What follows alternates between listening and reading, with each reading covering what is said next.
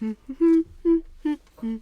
know that people sometimes tell us to stay in our lane and trust the experts, which is confusing sometimes because they also tell us that knowledge is power and that we should learn more. But today I will give you permission to do your own research or check things up for yourself, and I'll add some caveat to it. But in the end, I think it's going to be quite liberating. My question is, should we blindly trust experts? And if not, when can we do our own research? I think I can offer you an important piece to the puzzle here, a piece that will help you evaluate your responsibility in the discussion and decision making. It will even help you find the moment to call out people that tells you to hush and let the experts decide. There is a place and time for respecting or even welcoming the arguments of experts and non-experts. So stick around until the end. I think we can simplify this quite a lot. But I want to put this into perspective,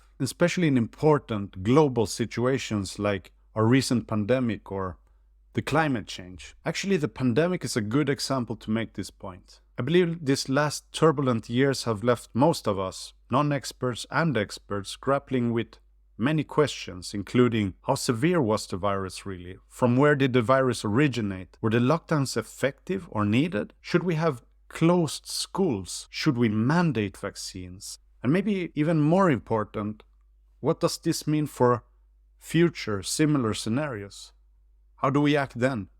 These are all extremely important questions that deserve their respectful attention and dialogues. But each of these questions also requires a different balance when it comes to our trust in experts or our independent critical thinking and research to create as good decision-making as possible. Let's look back at different standpoints during this pandemic. The way people approached these relevant issues differed markedly. On the one hand, you had those who aligned immediately with a camp, either the pro-vaccine camp or the anti-vaccine camp. Then you had the ones that got tired of all the back and forth and disengaged completely. But then one camp remained ignored in this rush hour-like horror action comedy. Media and debates overlooked those without an allegiance to a specific camp. They ignored the ones that actively analyzed nuanced information from each part of the spectrum.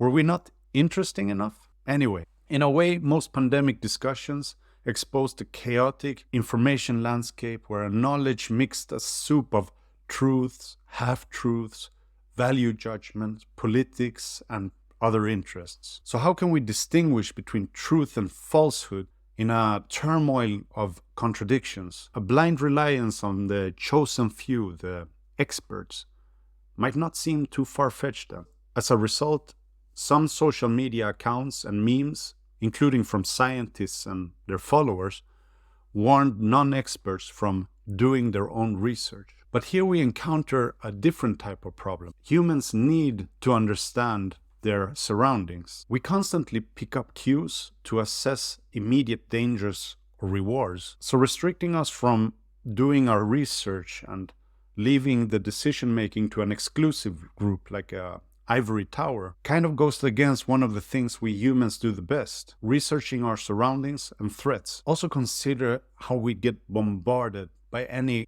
quote collection, influencer, life gurus. They highlight the importance of acquiring knowledge to improve us as individuals and in our society. We read things like, knowledge is power, education is the most powerful weapon, the more you know, the more you grow, and so on and so on.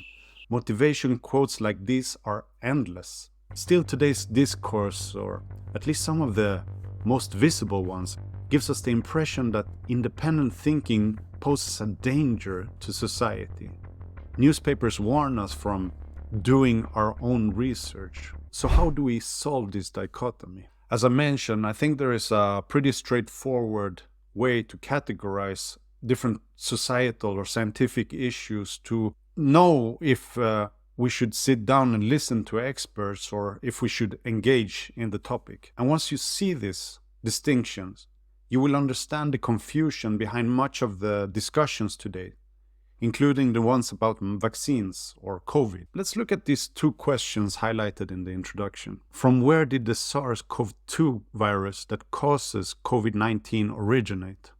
Should we make COVID-19 vaccines mandatory? Both these questions are COVID-related. Now, to emphasize the differences, let's create two random conclusions based on these questions and assume that they are well-researched and with no ill intention. That is, nobody's trying to trick us. And note one thing, this is crucial.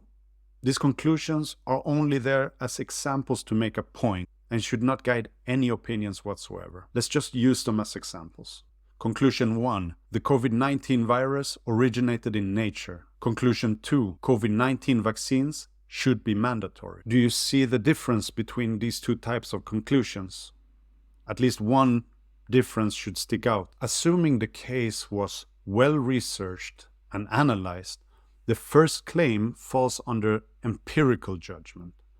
The claim would be based on observable empirical data and would not be affected by any motivations, emotions, or feelings. In the true positivistic spirit, this conclusion is impartial. So as non-experts, we can do little but trust the scientific consensus, and that's regardless of whatever opinions we might have had originally. By contrast, the second statement falls under value judgment.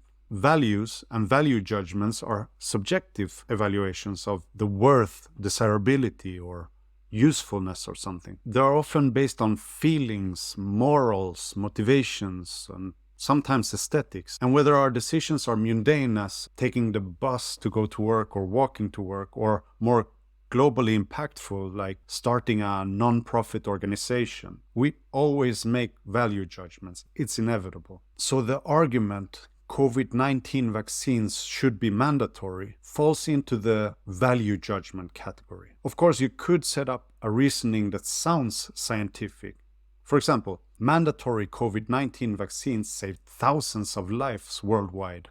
Therefore, COVID-19 vaccines should be mandatory. But that conclusion isn't an empirical judgment at all. The vaccine's efficacy or effectiveness didn't scientifically demonstrate that vaccines should be mandatory. The latter claim remains a value judgment. The only way to make this reasoning logical is to add a so-called value premise that clarifies the value of the reasoning. So in that case, it would read, mandatory COVID-19 vaccines saved thousands of lives worldwide. Value premise, we must prioritize saving thousands of lives over mental health and economy.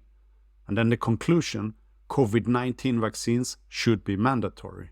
Value premises are often implicit or disguised in political debates and discussions. We often assume that people will agree with our value premises, or we pretend that they will. So knowing this can help us with extremely critical issues and guide us to understand if we should do our own research or if we should trust the expert. And this is important stuff. We've seen public actors directly or indirectly arguing that opposing views are either anti-scientific or anti-liberty, depending on what camp they chose. And I will give you specific examples in later videos. But for now, let's remember that many of these hot takes that people have on societal issues, per definition, are based on value judgment, including mandatory vaccines, lockdowns, or school closings. And neglecting the distinction between values and empirical knowledge kind of blocks any constructive discussion that we may have. Because in the end, value disagreements can also present different goals, also called goal conflicts. For example, Camp A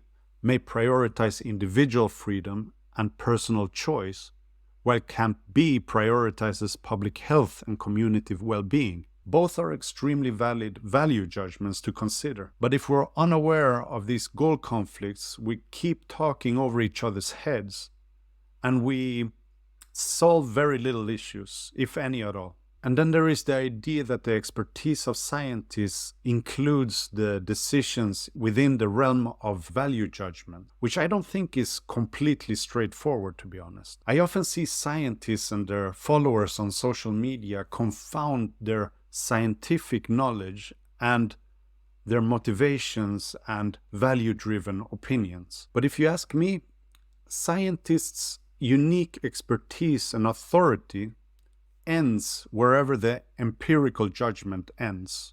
Beyond that line, within the value judgment zone, we are all experts. I cannot overstate how helpful this realization is, especially in discussions. It brings some order to the chaos, right? Scientists and experts have opinions, but our scientific or empirical work should reflect reality as unbiased and neutral as possible. The same is true for other questions that originate in science. As a researcher, I worked and specialized on the gene editing tool CRISPR-Cas9, for example. But whether the tool should be implemented in the clinic falls outside of my expertise. Similarly, the scientific consensus tells us that human activities like burning fossil fuels significantly contribute to climate change. But once we're deciding what to do about it, it is important that we as a society engage in this discussion. We live in an intricate world that presents us with options, and we might prioritize other values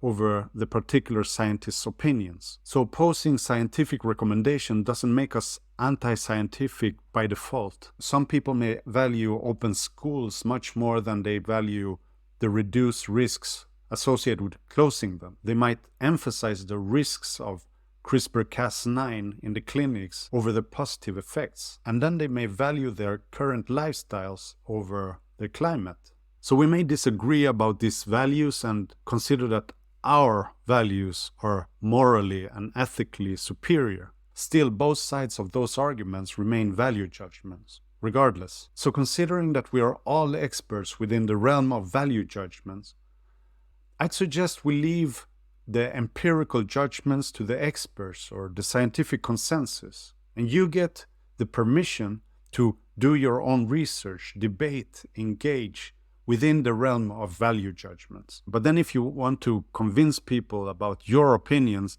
you need more than permission. You need to know how to convince and persuade people. So check this video out. Until next time, peace.